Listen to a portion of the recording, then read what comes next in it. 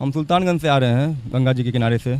और ये जो बाबा अभी कपकपाती ठंड है और आप बिना वस्त्र के हैं तो ठंड नहीं लगती है? ये ईश्वर का माया है, उनका कृपा है जो कुछ नहीं लगता अब। बिच्छू बम के साथ चल रहे हैं तो आपको परेशानी नहीं होती है कुछ? जी नहीं, कोई परेशानी नहीं।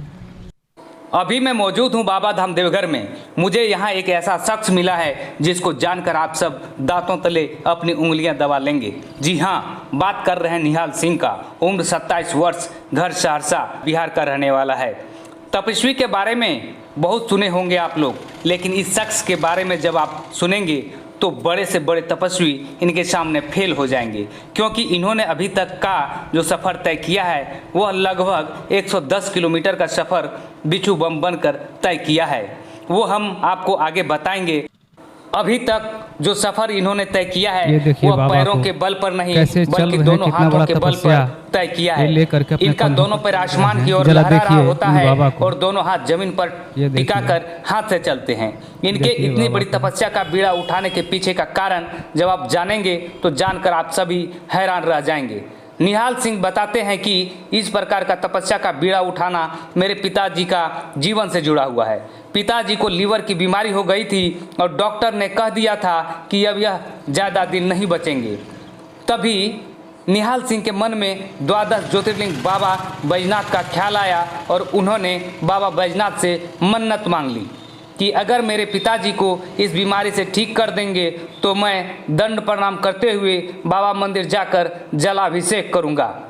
उनके पिताजी का तबीयत अब ठीक हो गया है, वह अब स्वस्थ हैं और वह सामान्य जीवन जी रहे हैं।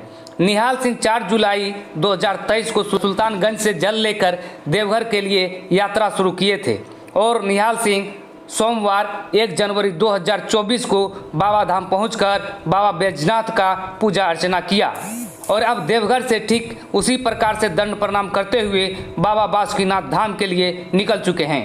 बाबा बासुकीनाथ धाम की दूरी तय करने के बाद कुल तय की गई दूरी लगभग 150 किलोमीटर हो जाएगी। जरा सोचिए कि इतना बड़ा तपस्वी हैं निहाल सिंह। आज के इस युग में शायद ही इतना बड़ा तपस्वी कोई हो सकता है। इनका इस कठिन दंड प्रणाम का कई अखबार में भी लगातार प्रकाशित हो रहा है। देखिए पूरी रिपोर्ट इस वीडियो में। बाबा आप कहाँ से आ रहे हैं? हम सुल्तानगंज से आ रहे हैं, गंगा जी के किनारे से। और ये जो बाबा अभी कपकपाती ठंड है और आप बिना वस्त्र के हैं तो ठंड नहीं लगती है? ये ईश्वर का माया है, उनका कृपा है जो कुछ नहीं लगता अब। नहीं। कितना दिन हो गया बाबा आपको यहाँ देवघर? अभी आप देवघर पहुँच चुके हैं, देवघर से आप निकल रहे हैं बासुकीनाथ के लिए, तो सुल्तानगंज से देवघर आप इसी तरह बिच्छू बम बन के ही आ रहे हैं, हाथ के बल पर चले आ रहे हैं। कितना दिन लगा आपको देवघर आने में? देवघर आने में 6 महीना लगा और 1 जनवरी से इधर की यात्रा शुरू हुई। साल के अंतिम दिन 31 दिसंबर को मैंने देवघर में पूजा अर्चना किया। अच्छा, तो आप सुल्तानगंज से कब चले थे बाबा? सावन के प्रथम दिन 4 जुलाई को। 4 जुलाई को चले थे, आज 7 जनवरी हो गया और अभी आप देवघर से ज़्यादा नहीं, बाबा मंदिर से केवल 3 किलोमीटर चले हैं। अभी बासुकीनाथ यहाँ से आपको लगभग 37 किलोमीटर पड़ेगा। तो और यहाँ से कितना आप उम्मीद करते हैं, कितना दिन में पहुँच जाएंगे बासुकीनाथ बाबा? ये उम्मीद नहीं किया जा सकता है, ये उम्मीद नहीं किया जा सकता है। ये मतलब बाबा की कृपा से हम लोग चलते हैं। अच्छा, पहुँचाएंगे, कितना दिन में पहुँचाएंगे, कितना देर में पहुँचाएंगे, सब वो जानते हैं, हम लोग कुछ नहीं जानते हैं। हाँ, सब बाबा जानते हैं। अच्छा, इतना बड़ा तो बड़े बड़े जो तपस्वी होते हैं बाबा, वो भी शायद इस तरह का तपस्या नहीं कर पाए होंगे और आप इतने बड़ा तपस्या कर रहे हैं, 105 किलोमीटर फिर 40 किलोमीटर आप हाथ के बल पर चले आ रहे हैं। आखिर क्या कुछ इसके पीछे का क्या कारण रहा जो इतना बड़ा तपस्या आप अपने सर पर ले लिए? मेरे पिताजी बीमार थे और वो समझिए उन बचने की स्थिति में नहीं थे, लेकिन बाबा ने उन पर कृपा किया, उनको बचाया, जीवन दान दिया। तो मैंने बाबा का दंडवत यात्रा कहा था, जो बाबा मेरे पिताजी अगर ठीक होंगे तो मैं दंडवत यात्रा करूंगा आपका। तो तब से मैं दंडवत यात्रा शुरू किया। एक बार करके 3 बार दंड प्रणाम सुल्तानगंज से बाबा बैजनाथ धाम तक गए। फिर उसके बाद 5 दंड एक ही साथ लेके गए बाबा के पास, जो 6-7 महीना में करीब पहुँचे थे। अब तो उनके प्रेरणा से, उनके आदेश से, सब उन्हीं के मर्जी से हम चलते हैं।